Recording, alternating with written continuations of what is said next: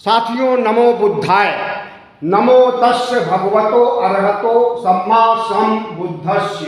धम्मं शरणं गच्छामि, संघं बुद्धं शरणं गच्छामि, संघं शरणं गच्छामि।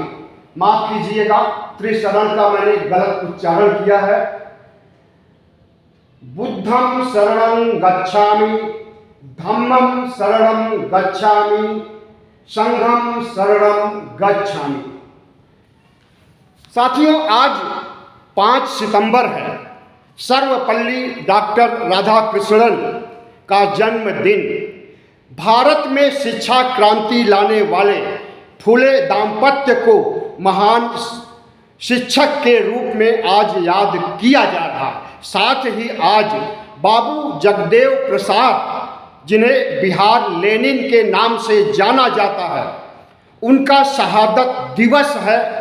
पूरे बिहार और भारत में उन्हें भी नमन किया जा रहा है।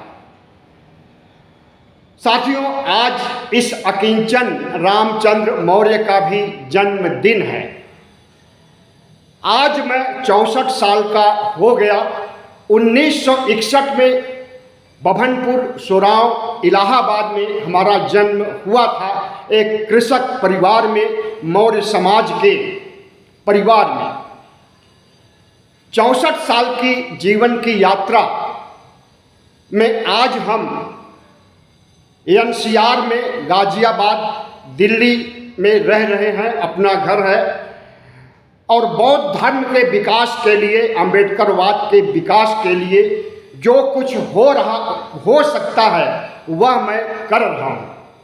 वर्तमान में यूट्यूब चैनल चला रहा हूँ श्री रामचंद्र मौर्य के नाम से, और बौद्धमय भारत कैसे बनेगा इस पर एक पुस्तक लिख रहा हूँ। हमारी यह पुस्तक 10 अध्याय में है, जिसके लगभग 3 अध्याय हमने पूरे कर दिए हैं। 7 अध्याय बाकी है। उम्मीद है कि 14 अक्टूबर 1956 की याद में, जब 14 अक्टूबर 2025 आएगा, तब तक हमारी किताब पूरी हो जाएगी और बाबा साहब डॉक्टर भीमराव अंबेडकर को, तथागत बुद्ध को और अपनी बेटी रूपम मौर्य को समर्पित करके पुस्तक प्रकाशन के लिए दे देंगे। और 14 अप्रैल 2026 को पुस्तक का विमोचन होगा। तो साथियों, हमारी बौद्धमय यात्रा लगभग 15 वर्षों से शुरू हुई है। इस बीच में बोध गया और लगभग सभी बौद्ध स्थलों का भ्रमण किया और वहाँ से जो ऊर्जा, जो शक्ति ग्रहण किया, और वर्तमान में पूरे देश में जो बौद्ध आंदोलन चल रहा है, उससे प्रेरणा लेकर के मैंने पुस्तक लिखने का निर्णय किया। साथियों, इस देश में मनुवाद इतना ज़्यादा प्रबल हो गया है। 2014 से, जब से मोदी सरकार सत्ता में आई है, तब से अल्पसंख्यक समाज के विनाश के लिए सरकार ने बीड़ा उठा लिया है। और जिस तरह से बाबरी मस्जिद का विध्वंस करके राम मंदिर बनाया गया, और अभी मोहन भागवत का बयान आया था कि वह अयोध्या के अलावा काशी और मथुरा पर भी क्लेम करने जा रहे हैं।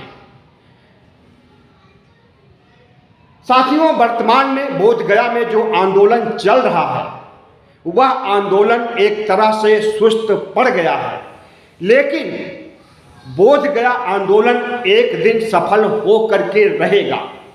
नई पीढ़ी के हमारे नवबौद्ध, नवयान बौद्ध शाखा को मानने वाले युवा पीढ़ी के लोग, हमें लगता है कि जब ताकत लगा करके बोधगया को मुक्त कराना चाहेंगे, अभी वह सुस्त बैठे हुए हैं, इस इंतजार में हैं कि जो हमारी पीढ़ी पहले की है, बनते हैं, बौद्ध धर्म के अनुयायी हैं, उपासक हैं, उपासिकाएं हैं, वह आंदोलन करके शांतिपूर्वक अहिंसात्मक ढंग से आंदोलन करके बोध गया को मुक्त कराएं। लेकिन जब शांतिपूर्ण ढंग से, अहिंसात्मक ढंग से आंदोलन कामयाब नहीं होगा तो हमें नई पीढ़ी को आंदोलन की कमान सौंपना ही पड़ेगा।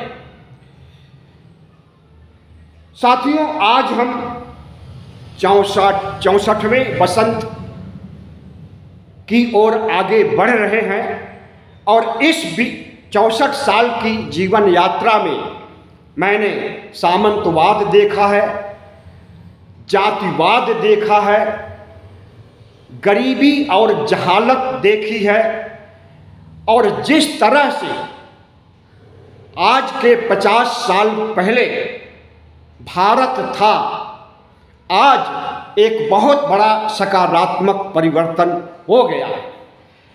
14 अक्टूबर 1956 से जब बाबा साहब ने धम्म दीक्षा लेकर नवयान बौद्ध शाखा का विस्तार किया, या यूं कहें नवयान बौद्ध धम्म का विस्तार शुरू किया, उसी समय से भारत में बौद्ध धर्म अपनाने के प्रति लोगों में जिज्ञासा बढ़ गई है।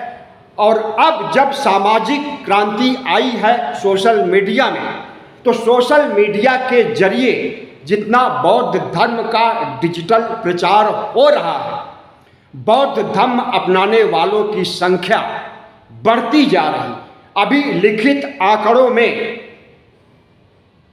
दर्ज है कि 1 करोड़ बुद्धिस्ट भारत में हो गए हैं, लेकिन गैर सरकारी आंकड़ों के तहत ओबीसी एससी एसटी का एक बड़ा समुदाय बुद्धिस्ट अम्बेडकरवादी बन गया है।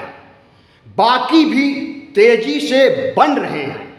लाखों लोग 14 अक्टूबर 1956 के बाद, लाखों क्या करोड़ों कहेंगे, करोड़ों लोग धम्म दीक्षा ले चुके हैं और लाखों लोग धम्म दीक्षा ले रहे हैं।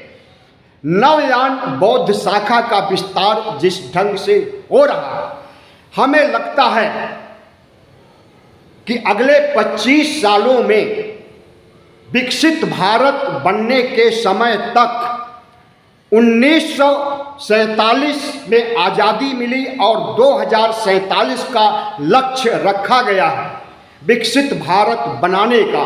जो विकसित भारत बनेगा वह बौद्धमय होगा। जिस ढंग से नवयान शाखा का विस्तार हो रहा है, लोग बौद्ध धर्म अपना रहे हैं, बड़ी संख्या में ओबीसी एससी एसटी के लोग, हमें लगता है कि यह धार्मिक क्रांति अगर कहा जाए तो कोई अतिशयोक्ति नहीं होगी। बाबा साहब डॉक्टर भीमराव अंबेडकर ने जब से बौद्ध धर्म की ओर का संदेश, तथागत बुद्ध का संदेश अपने किताबों के जरिए, साहित्य के जरिए, दीक्षा भूमि में दीक्षा लेने के जरिए और अपने तमाम भाषणों के जरिए प्रस्तुत किया है, उसके बाद से बौद्ध धर्म अपनाने वालों की लाइनें बढ़ती जा रही है और जैसे जैसे जागरूकता बढ़ रही है, लोग बौद्ध धर्म अपनाने की ओर आगे बढ़ रहे हैं। तो साथियों, मैं थोड़ा से अपना संक्षिप्त परिचय दे दूं। मैंने इलाहाबाद यूनिवर्सिटी से ग्रेजुएशन किया और उसके बाद पत्रकारिता की शुरुआत किया। कुछ समय तक कॉम्पिटिशन्स भी दिया। कई राज्यों के लोक सेवा आयोग से पीसीएस की, बीपीएससी की, एमपीएससी की परीक्षाएं पास भी किया, इंटरव्यू भी दिया, लेकिन सिलेक्शन नहीं हुआ। लेकिन मैं हारा नहीं। अगर मैं डीएम बन गया, एसडीएम बन गया होता या डिप्टी कलेक्टर बन गया होता, पुलिस अधिकारी बन गया होता, तो शायद बौद्ध धर्म के लिए इतना समय नहीं दे पाता जितना अब मैं दे रहा हूँ। एक तरह से हमें इस क्षेत्र में आना था और हमें गर्व है कि हम एक अम्बेडकरवादी हैं, एक बुद्धिस्ट हैं और बौद्ध धर्म के विकास के लिए जितना संभव है यथासंभव प्रयास कर रहे हैं। और इस प्रयास को आप हमारे YouTube मंच पर भी देख सकते हैं, हम हमारी आने वाली पुस्तकों पे भी देख सकते हैं।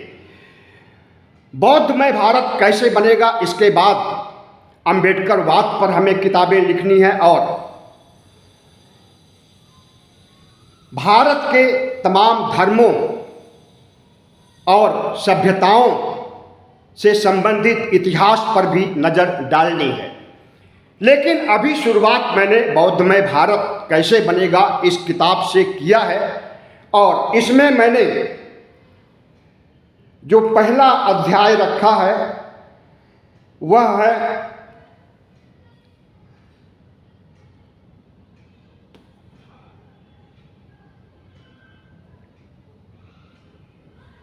बौद्ध पर्यावरण।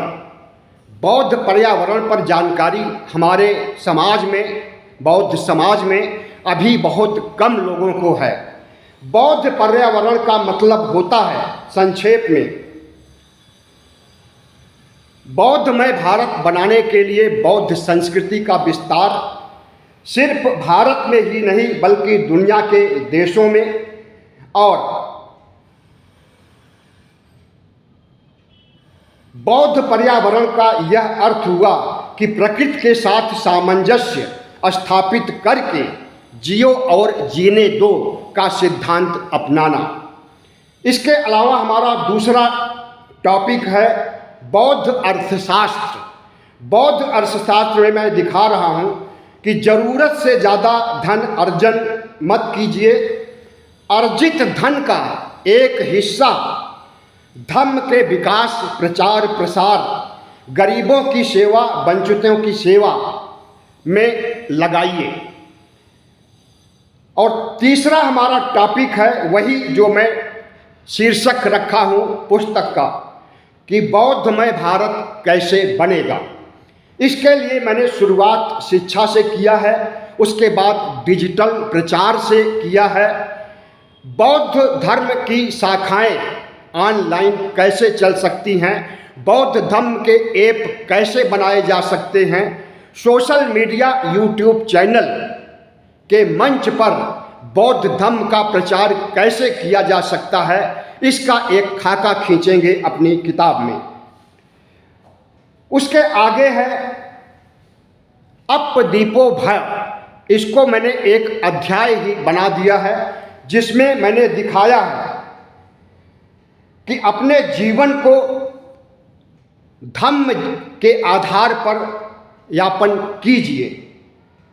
जियो और जीने दो का सिद्धांत होना चाहिए हर व्यक्ति का। करुणा अहिंसा का रास्ता ही हमें आगे बढ़ा सकता है, निर्वाण की ओर ले जा सकता। अगला टॉपिक हमारा है बौद्ध धर्म का इतिहास। 6ठी शताब्दी ईसा पूर्व से लेकर आज तक का इतिहास, जिसमें बौद्ध धर्म का उत्थान पतन दोनों शामिल हैं। अगला है बौद्ध दर्शन। बौद्ध दर्शन में कोई भी शाखा मैंने नहीं छोड़ी है। प्रतीत समुत्पाद, अष्टांगिक मार्ग, अनात्मवाद, अनीश्वरवाद, निर्वाण, विपश्यना, इन सब को मैंने, विपश्यना का एक अलग ही अध्याय है। बाकी बौद्ध दर्शन का संक्षिप्त परिचय देते हुए अपने पुस्तक में मैं एकदम सहज आसान भाषा में, जिसे कि बच्चे भी समझ सकते हैं, उसे पेश करने की कोशिश कर रहे हैं। बौद्ध धर्म की कितनी शाखाएं हैं शायद आपको पता नहीं होगी, और अगर पता है तो आपको यही पता है कि थेरवाद, महायान, इसके अलावा आपको जानकारी नहीं होगी। लेकिन हम कम से कम बौद्ध धर्म की 8 शाखाओं का चर्चा अपने किताब में कर रहे हैं। पहला है हीनयान, जिसे थेरवाद भी कहा जाता है। वह एक मौलिक बौद्ध धर्म है जो बाबा साहब डॉक्टर भीमराव अंबेडकर ने अपनी तमाम किताबों में, बुद्धा एंड हिज धम्मा में भी लिखा है। जिस समय तथागत बुद्ध पैदा हुए थे 563 ईसा पूर्व में, 80 साल की उम्र में निर्वाण प्राप्ति की बाद जब तीनों त्रिपिटक निर्मित किए गए थे 4 बौद्ध संगीतियों के अंतर्गत, और उसके बाद तमाम बौद्ध साहित्य लिखे गए, तो जो मौलिक बौद्ध धर्म है वह हीनयान या थेरवाद है। उसके बाद जब समयानुकूल बौद्ध धर्म में परिवर्तन होता गया तो उसे महायान नाम दिया, और महायान की भी कई शाखाएं उत्पन्न हो गई हैं, जिसमें से एक शाखा नवयान है। नवयान की शुरुआत 14 अक्टूबर 1956 से हुई, जब दीक्षा भूमि में डॉक्टर भीमराव अंबेडकर ने 22 प्रतिज्ञाओं के साथ और 5 लाख अपने दलित, ओबीसी, एससी, एसटी के अनुयायियों के साथ धम्म दीक्षा लिया था।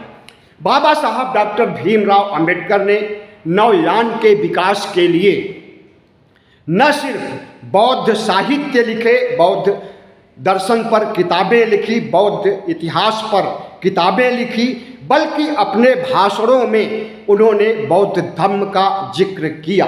कई बार तो वह संविधान निर्माण करते समय निर्माण करने वाले अन्य सहयोगियों के साथ भी बौद्ध धर्म की विशेषता का बखान करते थे और बौद्ध धर्म के मूल सिद्धांतों को संविधान में समेटने का काम भी किया। नवयान बौद्ध जिसे कि बाबा साहब ने जन्म दिया, आज यही नवयान बौद्ध आगे बढ़ रहा है, जो महायान का एक विस्तार माना जा सकता है। तो महायान विस्तार शाखा के अंतर्गत कई और शाखाएं हैं, जिसे जैन बौद्ध धर्म कहा गया। याद रहे, हम जैन बौद्ध धर्म नहीं कह रहे हैं, जैन के तो प्रवर्तक महावीर स्वामी थे। जैन बौद्ध धर्म जो कि चीन और जापान में है, वह भी बौद्ध धर्म के महायान शाखा से निकला हुआ। दूसरा है शुद्ध भूमि, प्योर लैंड इंग्लिश में कहा जा सकता। शुद्ध भूमि यह भी चीन, जापान, बर्मा, श्रीलंका में पाया जाता है, यह शाखा भी वहाँ है। अगला है निचेरन बौद्ध धर्म, यह भी महायान की शाखा है जो 13वीं सदी में विकसित हुआ, और इस धर्म के विकसित होने के बाद आपको पता है कि मुस्लिम युग आ गया था, और मुस्लिम युग में बौद्ध धर्म को कितना क्षति पहुंचाई गई थी, किसी से छुपा नहीं है। अगला है तिब्बती बौद्ध धर्म, जिसे तांत्रिक बौद्ध धर्म भी कहा जाता है। इस बौद्ध धर्म में तंत्र विद्या का विस्तार है, और उसी तंत्र विद्या को हिंदू धर्म में स्वीकार किया गया है, और उसे पाखंड और अंधविश्वास का चोला पहनाते हुए ज्योतिष की रचना किया गया, और वास्तु विचार पर किताबें लिखी गई, और तमाम तरह के तंत्र मंत्र, ताबीज और इन चीज़ों का विस्तार किया गया। याद रहे कि हिंदू धर्म बौद्ध धर्म से ही निकला है।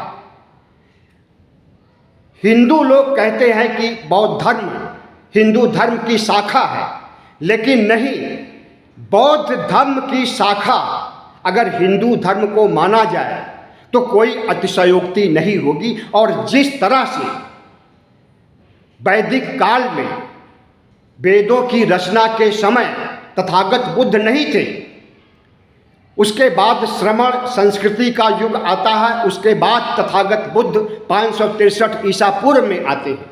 लेकिन वैदिक काल में जितने कर्मकांड, अंधविश्वास और पाखंड, नरबली, छुआछूत, अंधविश्वास था, इसका बाबा साहब ने घोर विरोध किया, और इसी कारण धार्मिक क्रांति का युग कहा जाता है तथागत बुद्ध के बौद्ध धर्म के विस्तार के समय को और जैन धर्म के विस्तार के समय को, क्योंकि दोनों धर्म नास्तिक थे और हिंदू धर्म की जड़ें खोद रहे थे।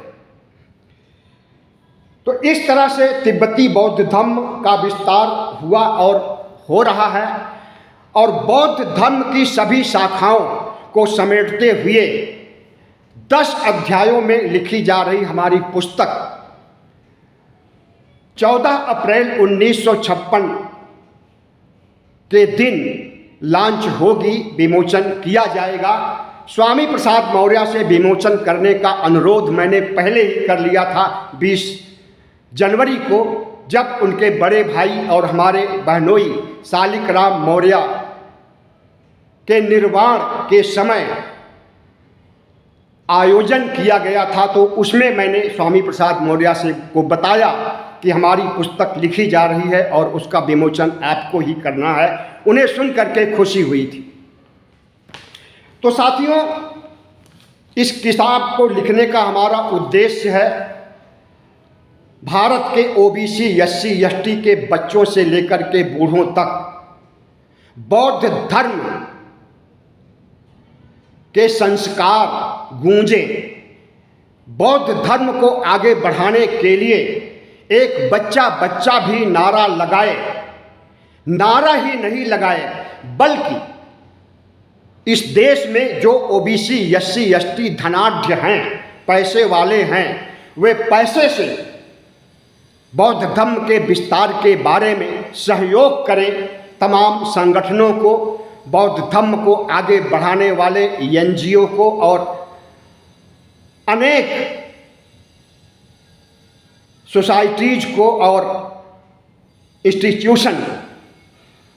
तो इस तरह से लगभग हर क्षेत्र के आंकड़े मैंने इकट्ठा किए हैं, तथ्य हमने इकट्ठा किए हैं और उसी के आधार पर रिसर्च करके किताब का लेखन कार्य चल रहा है, प्रगति पर है।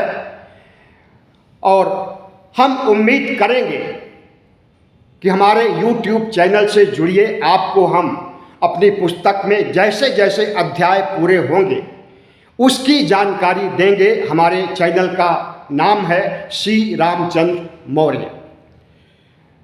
तो साथियों, विकसित भारत होते समय विकसित भारत एक बौद्धमय राष्ट्र बने, इसके लिए हम प्रयास कर रहे हैं। आपसे हम उम्मीद करते हैं कि आप भी अपने स्तर पर प्रयास करें। प्रयास नहीं कर रहे हैं तो प्रयास करने वालों का साथ दें और जितने भी बौद्ध धम्म अम्बेडकरवाद से संबंधित इंस्टीट्यूशन हैं उनका सहयोग करें, आर्थिक रूप से भी, वैचारिक रूप से भी, और इस देश को आगे बढ़ाने, बौद्ध धर्म को आगे बढ़ाने के लिए आपका प्रयास बहुत ही सराहनीय होगा और ऐसा प्रयास होना ही चाहिए। अंत में एक बार आपको तथागत बुद्ध की मूर्तियों से अवगत करते हुए विश्लेषण का समापन करना चाहेंगे।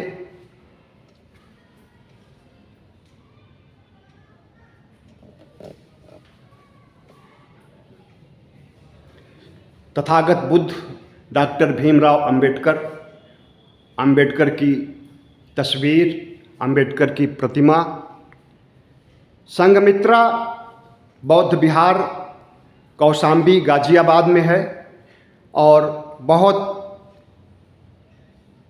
बौद्धमय वातावरण है यहाँ का। यहाँ के लोग, भंते, मैनेजर, सभी लोग प्रशंसा के पात्र हैं।